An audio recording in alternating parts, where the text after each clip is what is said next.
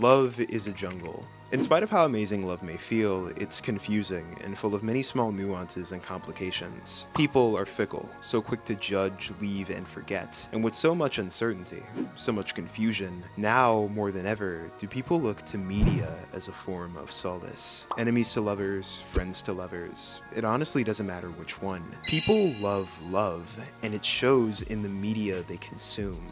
Some of the most popular stories as of late have featured some form of romance in its overarching plot. Dandadan is one of the more recent examples of this, and is a series I discussed in an earlier video on my channel. People love love, but why do they love love? I could get philosophical, suggest that it's because people crave that which they do not possess. They watch these series because they provide an outlet for their pent-up frustration, making them feel less lonely by allowing themselves to live vicariously through the protagonists of these stories. But that's honestly pretty depressing to think about, and I feel like most people are better than that, oddly enough. So what is the reason? The reason these dynamics and interactions draw the allure of an audience, a viewer, a reader? Well, that's what we're going to discuss today, because it goes a bit deeper than just emotional frustration or a lack of communication skills. For many people, love isn't that simple, and in a lot of ways, these people only feel heard, understood by the stories they consume. Blank to lovers is popular for a reason.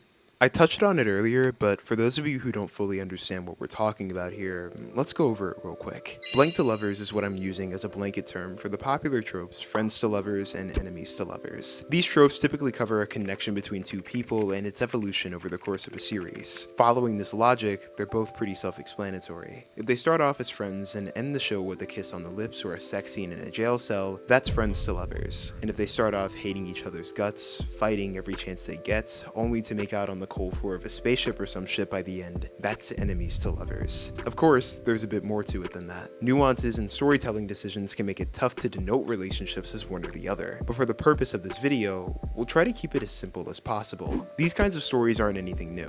William Shakespeare's Romeo and Juliet is a nuanced example of the enemies to lovers trope, with the two leading protagonists themselves not being enemies, but instead their families, and the narrative hinging on that nuance, with much of the drama emerging as a result. This shows that love has been something people have been craving ever since sliced bread was considered a delicacy, and that desire has only grown as we as a society have diversified our beliefs, growing closer to one another as a result. Everybody wants to be loved, and that's why we're more willing to accept any kind of love in our fiction, even if it's toxic, even if it's deadly.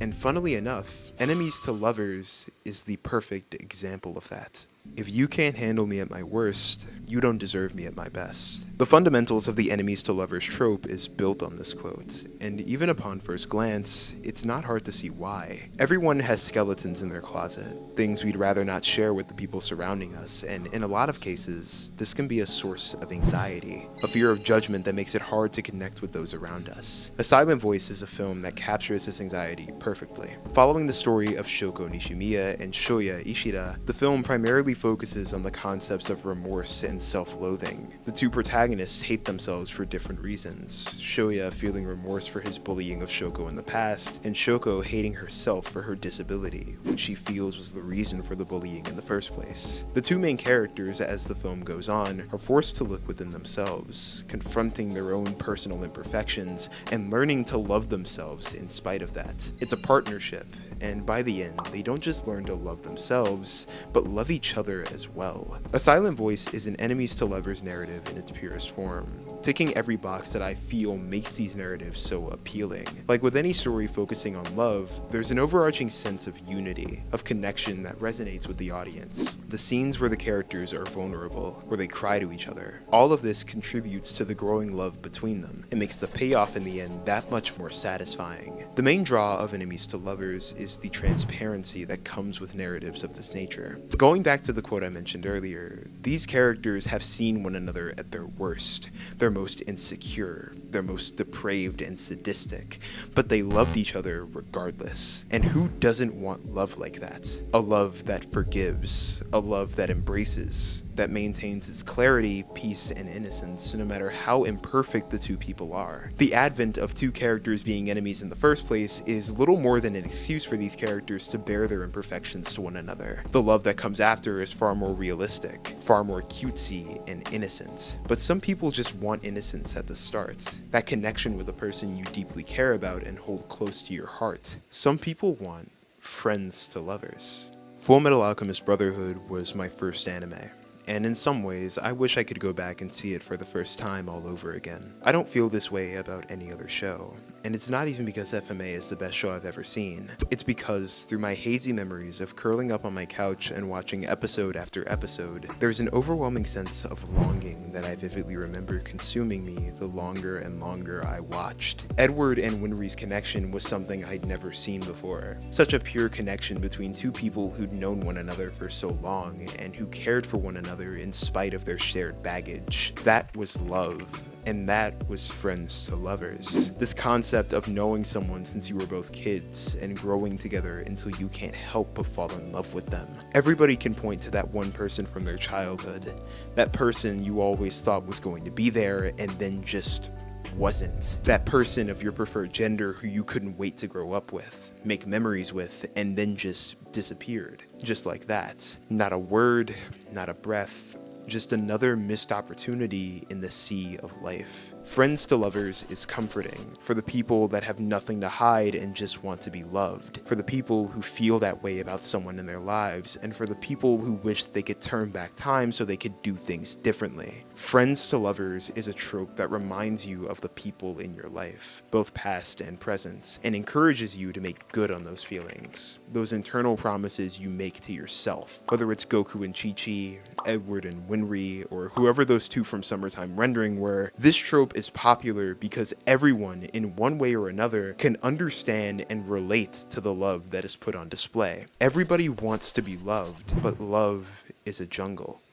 Why are you here, watching this video? Is it because you're really confused as to why love is so prevalent in most narratives? Or could it be because you want me to help you feel something?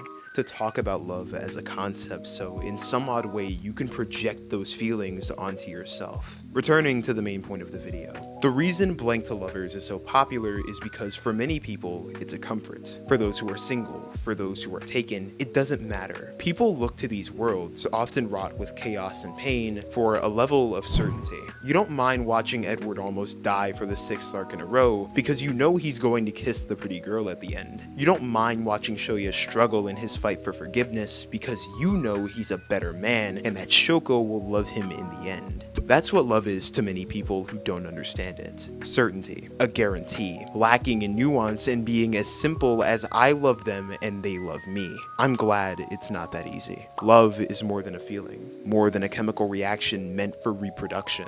It's as easy to define as our souls are easy to materialize. Love is something you feel for someone no matter what, even when you hate them, even when you see right through them or when you can't understand them in the slightest. Because at the end of everything, you know that seeing them smile, making them happy will be worth it. Something that makes it all feel okay. Something that makes you feel happier. Love, no matter the angle, is something that we'll always desire. Because a life spent alone, for many people, isn't much of a life at all. My name is John Sage, and thanks for watching. Hello, it is Editing Room John once more, back again with another video and another post-video yapping segment. 2025 has been off to a pretty good start for the channel so far. These are some of the best videos I've put out on a consistent basis in a very long time, and it really does make me enthusiastic for the future of the channel. I'm glad you're all enjoying the newer content and the newer style. As it's something I've had to put a lot of thought into as far as how to improve it, how to make it actually watchable, and things of that nature, as well as getting it out at a more consistent schedule, putting out more videos, just you know, things like that. I'm not going to keep too much of your time here. I don't have a whole lot to talk about. I just wanted to come in, say thank you for watching all the way through, if you did, and I hope you enjoyed this video. Have an amazing rest of your day, and my name is John Sage. Peace out.